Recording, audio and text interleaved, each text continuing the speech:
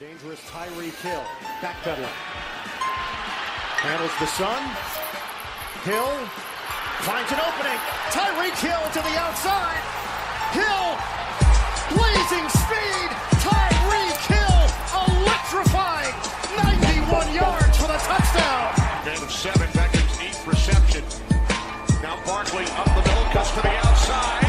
Saquon Barkley across midfield, down the sideline, staying in bounds, and Barkley takes it all the way. 68 yards.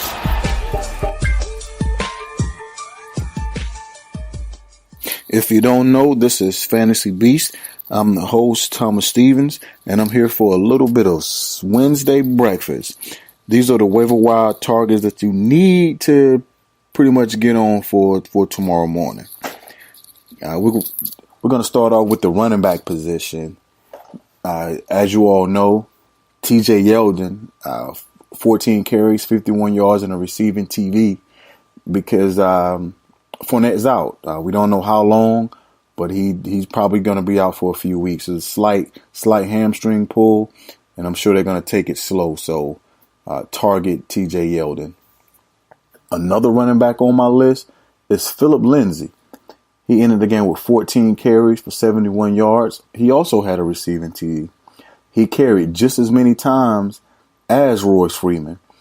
He's very explosive, fast, and he plays a lot in the pass game. So definitely target Philip Lindsay. And a guy just to keep an eye on is Frank Gore. He had 9 carries, 60 yards. Kenyon Drake only had 14 carries, so he only had 5 more carries than Frank Gore. And they really like Frank Gore between the carries and the goal line. However, they really didn't get a goal line opportunity, but that's what they say. So moving on to the wide receivers, Inouye from New York. He had 8+ targets, 6 receptions, 63 yards, and a touchdown. So definitely keep your eyes open for Inouye. Donald, he seems as though Inouye is a safety blanket. He looks at him a lot. He dekes and dunks. Inouye he's a very strong, stocky guy, so he's not really going deep down the field, but short intermediate routes. And if you're in a PPR league, those receptions could definitely pile up.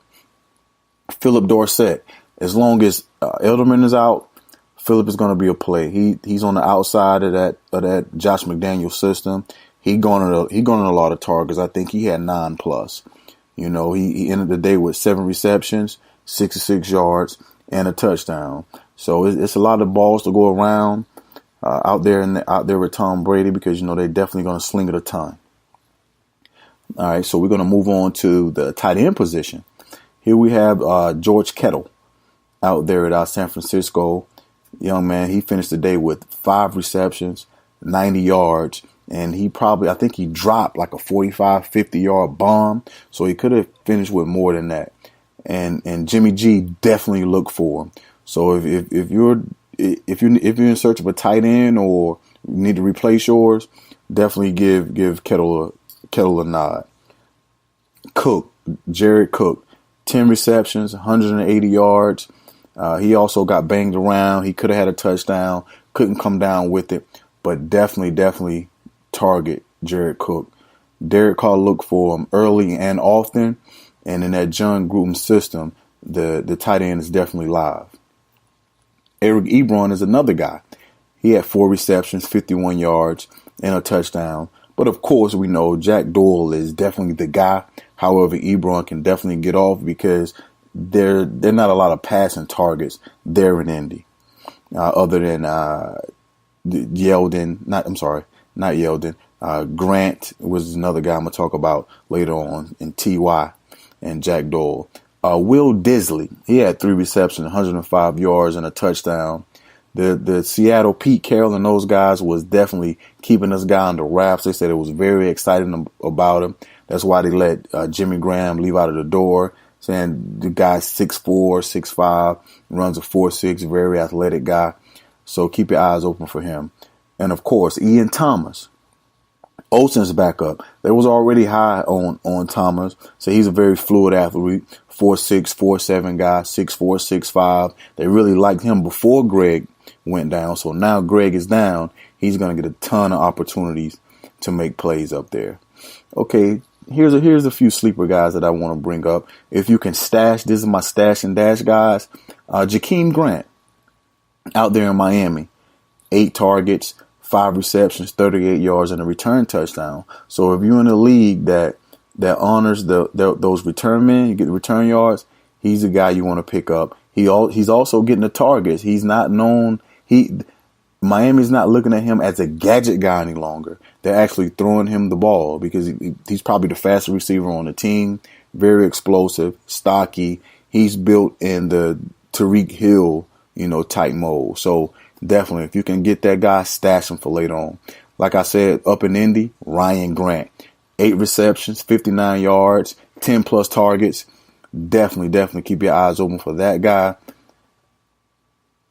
Indy's going to throw it a ton. Luck's going to throw it a ton, and he has to throw it to someone. The last sleeper on my list, Dante Pettis. He had a long touchdown, 30, 40-yard touchdowns against Minnesota.